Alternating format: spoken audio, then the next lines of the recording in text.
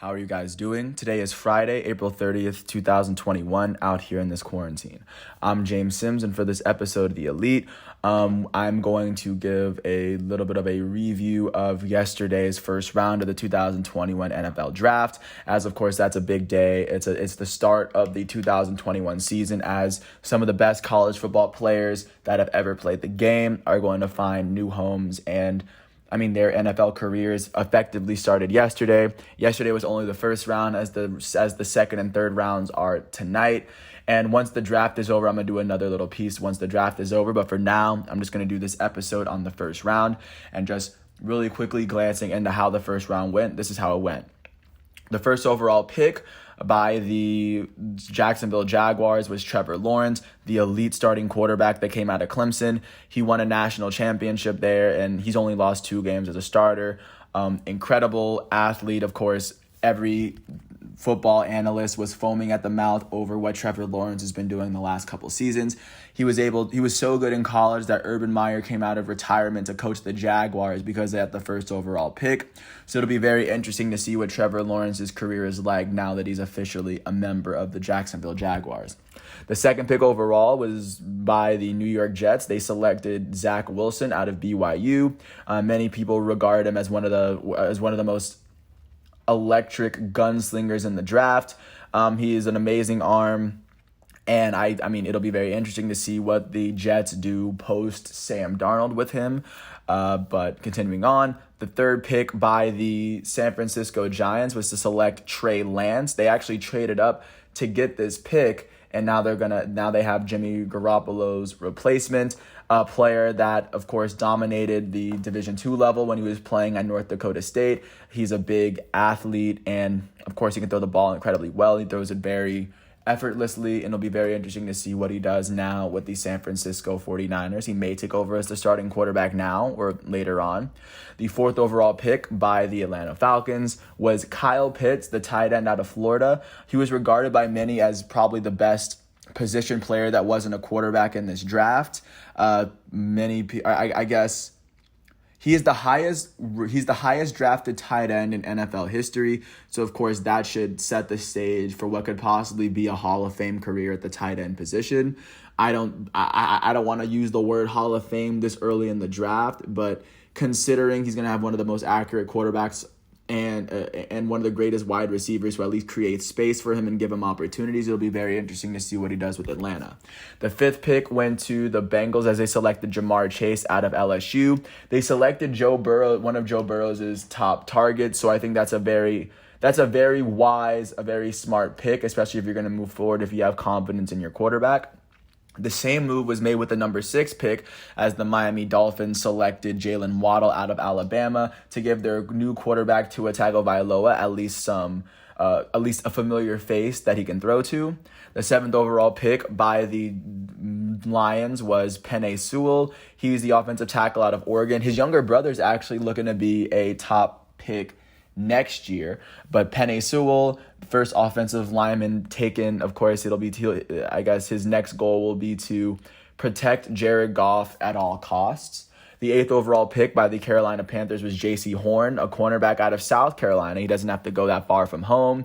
A very physical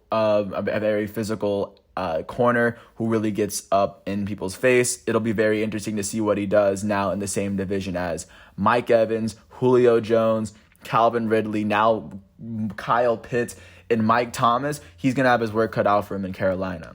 The 9th pick overall was Patrick Surtain Jr. out of Alabama. His dad was in the NFL, had the same name, and it'll be interesting to see what he does in Denver. I personally thought that he was the best corner, probably a little bit like he and J.C. Horn, I think, are close, but I'd give the edge to Surtain because I think he started almost every game at Alabama since he's been there.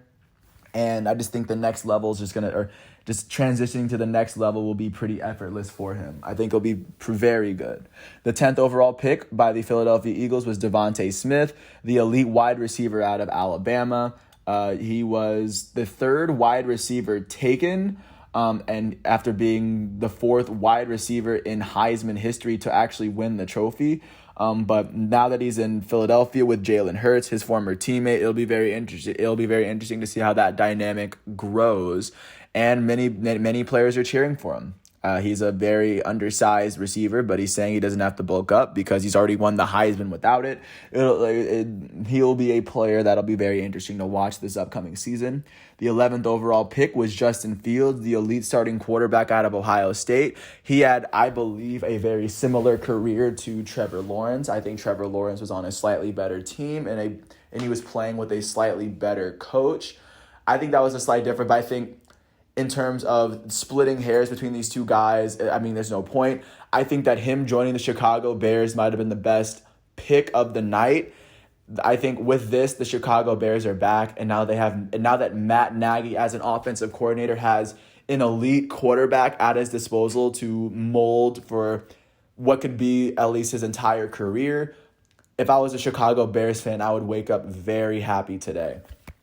The 12th overall pick was made by the Dallas Cowboys. They selected Micah Parsons out of Penn State. He was the first linebacker selected in the draft. With Jalen Smith and Leighton Vander Esch, the Dallas Cowboys are trying to cement their linebacker core. They're going to be a very tough team to get by now with, three first... Well, I guess Jalen Smith was... if he didn't tear his ACL in college, he would have been a first round. So they have virtually 3 first-round linebackers manning their defense. So the Cowboys are going to look to be very dangerous right there. The 13th overall pick by the Chargers was Rashaan Slater, an offensive tackle out of Northwestern. Of course, it makes sense. Get some protection for your record-breaking Rookie of the Year, Justin Herbert. We'll see how it fares out, but it's a very smart move for them to get an offensive tackle. The Jets made a very similar move at 14. After the Jets drafted quarterback Zach Wilson with the 2nd overall pick, they drafted Elijah Vera Tucker, an offensive guard from USC. Of course, it makes sense. You have a new guy, and you know that Sam Darnold got sacked a lot last year. So the obvious smart, intelligent move is to put some protection around your brand new quarterback.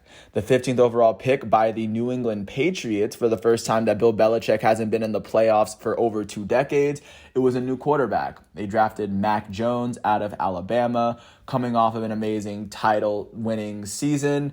It'll be very interesting to see what he does after having been coached. He will have been coached by Nick Saban and Bill Belichick. I don't know how many players have been coached by both those players, but he's done so as a quarterback, so of course that'll be interesting as well. The 16th overall pick was made by the Arizona Cardinals as they selected Zavin Collins out of Tulsa. He's a very speedy, rangy outside linebacker. He's the first non-Power 5 player outside of Zach Wilson and Trey Lance, outside of a quarterback, to get drafted. So it'd be just the fact that he was the 2nd linebacker taken and he was in Power 5 should probably hint to his athletic ability. And it looks as though the Arizona Cardinals are slowly starting to build up some talent, build up a real quality playoff roster. At 17, the Las Vegas Raiders selected Alex Leatherwood out of Alabama. It seemed as though he was the best player available. He's basically held down that offensive line for 4 years against the SEC's best defensive lines. Of course, Alabama showing their ability to... I guess they showed their separation from the rest of the schools as an NFL prospect factory yesterday.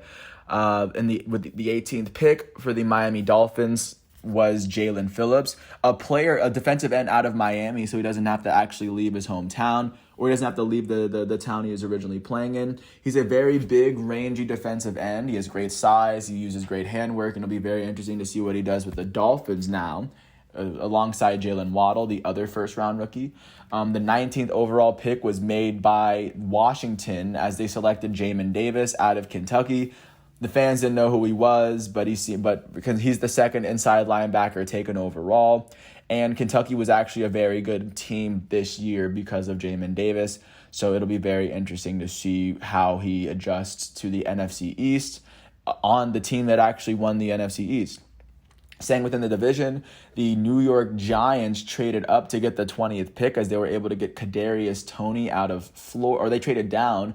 They got Kadarius Toney out of Florida.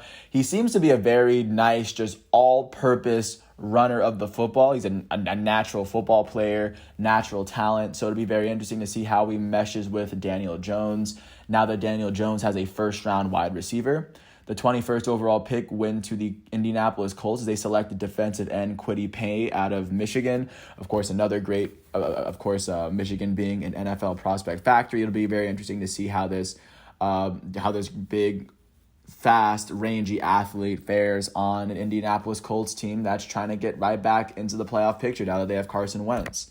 The 22nd overall pick for the Tennessee Titans went to Caleb Farley, the starting corner out of Virginia Tech. His draft, or I guess when he got drafted, it was probably the funniest moment of the night because he was really just staring into the camera. But I think within that stare, you could see that this dude's really gonna mess up some defenses. Now you're gonna place him in the NFC or in the AFC South alongside the Jaguars, the Colts, and the Texans. I think this dude's going to have a field day on that team. At 23, the Minnesota Vikings selected Christian Darrisaw, an offensive tackle out of Virginia Tech. Of course, it's smart, best available player. Made sense to put some protection around Kirk Cousins if they want to make it further or push into the playoffs. The 24th overall pick for the Pittsburgh Steelers was Najee Harris, the running back out of Alabama, which made it 6 first-round draft selections for Alabama, the most since Nick Saban has been there, and that ties them with the 2004 Miami team for the most first-round selections in a draft. Regardless, Najee Harris, amazing rangy athlete, came out of my class out of California. He'll be very shifty, and considering he's going to have 2 offensive linemen and probably 2 or 3 Pro Bowl offensive linemen blocking in front of him, he's probably going to have a pretty solid tenure with the Pittsburgh Steelers as long as he's there. The 25th overall pick was the second running back taken in the draft, Travis Etienne out of Clemson. Of course, it makes sense. They just drafted Trevor Lawrence, so their other first-round draft pick would be Trevor Lawrence's co-star. Even though now they're going to have him in the backfield with James Robinson, which might be one of the most dangerous young running back combos in the NFL this season. The 26th overall pick for the Cleveland Browns was Greg Newsome II out of Northwestern. He was an all-American corner for a Northwestern team that was better than they really should have been. He'll be very big and rangy, and it makes sense to put him up against quarterbacks like Ben Roethlisberger and Lamar Jackson in the division, and Joe Burrow. So we'll see how he progresses. The 27th overall pick was made by the Baltimore Ravens as they selected Rashad Bateman, the wide receiver out of Minnesota. Now Lamar Jackson has 2 first-round wide receivers to work with moving forward. So, of course, I like the decision. So it'll be very interesting to see how the Baltimore Ravens progress as a team. As 1, Hollywood Brown gets older by a year. 2, Lamar Jackson gets older by a year. And now they're going to add in a whole new first-round wide receiver. The 28th overall pick was made by the New Orleans Saints as they selected Peyton Turner out of Houston, a defensive end. Of course, it makes sense now with Cam Jordan getting kind of older and trying to put more of their talent on the defensive side of the ball. The 29th overall pick made by the Green Bay Packers was Eric Stokes, the cornerback out of Georgia. I feel bad for Packers fans. I feel bad for Eric Stokes because even though he's an amazing cornerback that was selected, Packer fans are, of course, going to be completely devastated considering they're possibly the greatest quarterback in their history. Aaron Rodgers said he wanted out yesterday. He said he wanted to leave the team, wanted to get traded. But getting back, I digress. The 30th overall pick by the Buffalo Bills was Gregory Rousseau, the starting defensive end out of Miami, and looking at how Buffalo's offense has fared and how their defense has taken a little bit of a step back this past season, it makes sense to, of course, continue to bulk up the defensive line, put pressure on the teams that they play against, and I think this draft pick might actually be No, this draft pick might be what keeps the Bills, keeps them going, what keeps them on an upward progression. The 31st pick went to the Baltimore Orioles. They got the Baltimore Ravens, as they drafted Jason Owe, then an outside linebacker out of Penn State. So with them, they were able to get a wide receiver and a linebacker in the first round. Even if you kind of traded out, getting 2 first-rounders at the end of the day is a very solid win. And last but not least, the last pick went to the defending Super Bowl champs, the Tampa Bay Buccaneers, and Tom Brady's newest teammate is Joe Tryon. He's an outside linebacker coming out of Washington. Of course, great rangy speed. You're gonna place him alongside Jason Pierre-Paul and Ndamukong Suh so we can grow and learn. And of course, having Tom Brady there, you can just learn some things from him as well. As he might be one of the players that's playing in the Super Bowl by February. But with that said, that is everything that's going on in the first round. It was a very eventful first round. A lot of great players, a lot of incredible NFL careers started yesterday. And I can't wait to see what the second and third round of the draft is going to look like today. And with that said, I want to thank everyone for listening to all 16 minutes of this piece. Once again, today is Friday, April 30th, 2021 out here in this quarantine. I'm James Sims. And once the NFL draft in its entirety is completed, I will get back to you with a new episode regarding that. And once again, thanks for listening to this piece. I hope all is well, and peace out. I'll catch you tomorrow.